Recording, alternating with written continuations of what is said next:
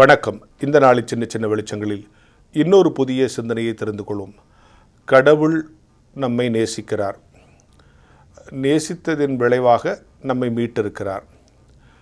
அவர் மீண்டும் வரப்போகிறார். இதுதான் கிறிஸ்தவர்களுக்கு திருப்பி திருப்பி சொல்லப்படுகிற செய்தி. இந்த செய்திக்குள்ள இன்னொரு உண்மை இருக்குது. கடவுள் உன்னை நேசிக்கிறார்.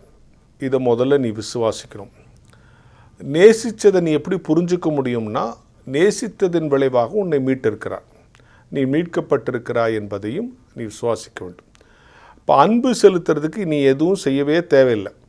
அவர் உன்னை எல்லாரையும் நேசிக்கிறார். ஆனால் மீட்கப்படணும்னா சில காரியங்களை நாம் செய்யணும். அப்போ கடவுள் எல்லோரையும் நேசிக்கிறார். இந்த சமயம் அந்த சமயம், அவன் இவன், பெரியவன் சின்னவன், பணக்காரன் ஏழை, எல்லாமே எல்லாரையும் நேசிக்கிறார். இது காமன் ஃபார் ஆல்.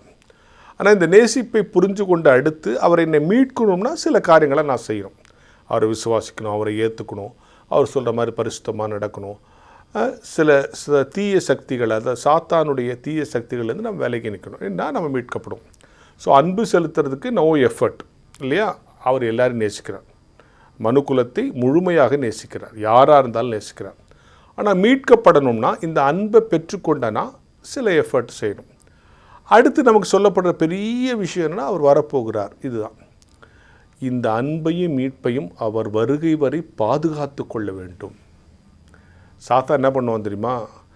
அவருடைய வருகைக்குள்ள அல்லது நம்முடைய மரணத்துக்குள்ள அவருடைய அன்பிலிருந்தும் நம்மை பிரிக்கவும், மீட்கப்பட்ட நம்மை மீண்டும் வீழ்த்தவும் தொடர்ந்து போராடி கொண்டிருப்பான். ஸோ இந்த 3 வரியும் ஞாபகம் வச்சுங்க. கடவுள் என்னை நேசிச்சிருக்கார். ஃபஸ்ட் நேசித்ததின் விளைவாக என்னை மீட்டிருக்கிறார். முடிஞ்சிச்சு. இப்போ என் வேலை என்ன? அவருடைய வருகை மட்டும் அவர் அன்பிலிருந்தும் விலகி விடாமல், அவர் மீட்பிலிருந்தும் விழுந்து விடாமல் இருக்க என்னை பாதுகாத்து கொள்ள வேண்டும். இதான் சாத்தான் செய்கிற தொடர்ந்து வேலை. என்ன தெரியுமா? கடவுள் அன்பிலேருந்து நம்ம பிரிக்க பார்ப்போம்.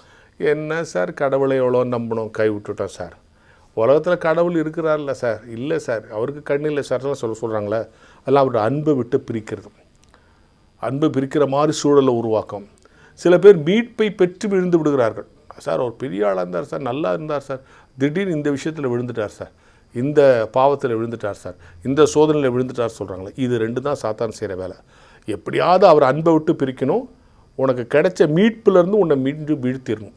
இந்த 2ஐயும் வருகைக்குள் உனக்குள்ளிருந்து பிடுங்கி விட அவனும், வருகை வர காத்துக்கொள்ள நானும் நடக்கிற போராட்டத்துக்கு பேர் தான் வாழ்க்கை. அதுதான் கிறிஸ்தவ வாழ்க்கை. எனவே இந்த போராட்டம் தொடர்ந்து இருக்கும். எனவே ஒவ்வொரு நாளும் இங்கே ஜெபிக்கணும். அப்பா, உம்முடைய அன்பிலிருந்தும் நீர் எனக்கு ஈவாய் கொடுத்த மீட்பிலிருந்தும் உம்முடைய வருகைக்குள் அல்லது என் மரணத்துக்குள் சாத்தான் என்னை வீழ்த்தி விடாமல் இவை 2ஐயும் பாதுகாத்து கொள்ள ஒவ்வொரு நாளும் எனக்கு ஆசி தர வேண்டும் என்பதுதான் ஒவ்வொரு கிறிஸ்தவனுடைய ஜெபமாக இருக்க வேண்டும். அவர் உன்னை நேசிக்கிறார். நேசித்து இந்த நுழைவாக மீட்டிருக்கிறார். இந்த 2ஐயும் வருகை வரை பாதுகாத்து கொள்ள விடாதபடி சாத்தான் தினந்தோறும் உனக்கு சோதனைகளை கொடுத்து கொண்டே இருப்பான். இன்றைக்கும் கொடுப்பான், நாளைக்கும் கொடுப்பான். தினம் தினம் அவனை ஜெயித்து கொண்டே இரு.